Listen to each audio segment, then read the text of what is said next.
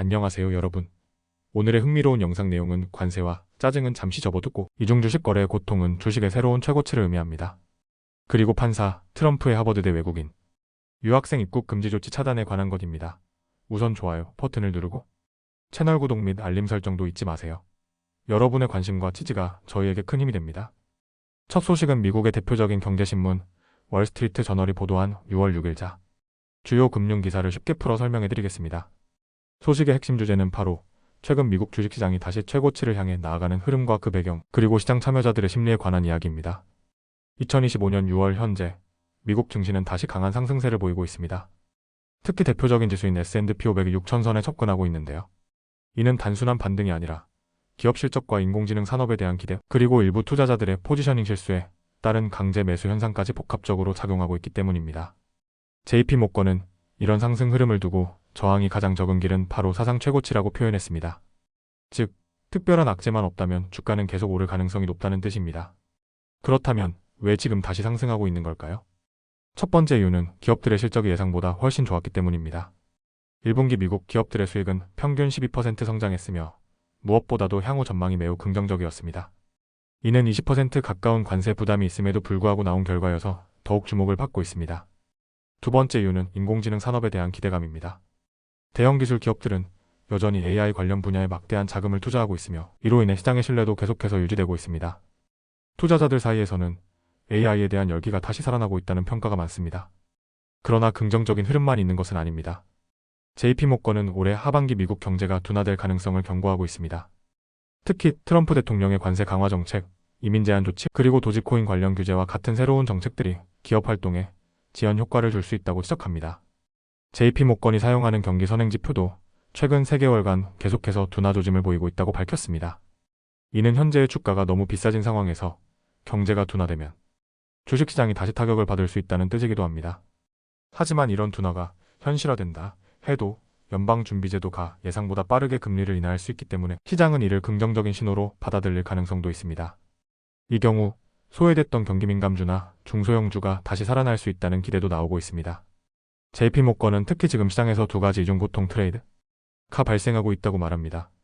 첫 번째는 기관 투자자들이 4월의 패닉성 매도에서 벗어난 후 시장이 다시 오르자 뒤늦게 따라붙고 있다는 점입니다. 즉, 주식을 팔고 나갔던 이들이 다시 비싸게 사야 하는 상황이 된 것입니다. 두 번째는 투자자들이 미국 대형 기술주 중심의 상승이 다시 강화될 것이라는 가능성에 제대로 대비하지 못하고 있다는 점입니다. 많은 투자자들이 그동안 미국 대형주에서 유럽이나 신흥국으로 포트폴리오를 이동시켜왔기 때문입니다. 하지만 여전히 시장에는 미국 대형 기업만큼 질 좋고 유동성이 풍부한 자산이 많지 않습니다. 그래서 다시 미국 기업으로 자금이 몰릴 수 있다는 전망도 나오고 있습니다.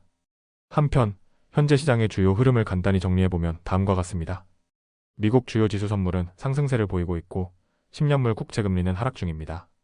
금 가격은 온스당 3,300달러를 넘어서며 강세를 이어가고 있습니다. 유가는 최근 하락세를 보이고 있으며 달러는 소폭 강세입니다. 또한 테슬라 주가는 하루 전 14% 넘게 급락한 후 5% 반등하고 있으며 트럼프 대통령과 일론 머스크의 관계 회복 가능성이 투자 심리에 영향을 주고 있습니다. 반면 룰루레몬은 미국 내 소비 위축과 관세 부담으로 연간 수익 전망을 하향 조정하면서 주가가 20% 넘게 하락했습니다. 마지막으로 오늘 밤에는 미국의 5월 고용보고서가 발표됩니다. 시장에서는 신규 일자리 수가 12만 5천 개 증가했을 것으로 예상하고 있으며 실업률은 4.2% 수준에서 유지될 것으로 보고 있습니다. 이 수치는 시장 전체 흐름에도 영향을 줄 수 있으니 주목할 필요가 있습니다. 지금까지 월스트리트 저널의 보도를 바탕으로 미국 주식시장이 다시 상승세로 전환한 배경과 그 안에 숨은 투자자 심리, 그리고 경제 전망에 대해 전해드렸습니다. 늘 그렇듯이 시장은 단순하지 않습니다. 하지만 이면을 잘 들여다보고 흐름을 읽는다면 여러분의 투자에도 분명 도움이 되실 것입니다. 다음 소식은 미국의 대표적인 경제 일간지 월스트리트 저널이 보도한 중요한 사법 뉴스 하나를 전해드립니다. 트럼프 대통령이 하버드 대학교에 외국인 유학생 입국을 금지하려는 조치를 법원이 제동을 걸었다는 소식입니다.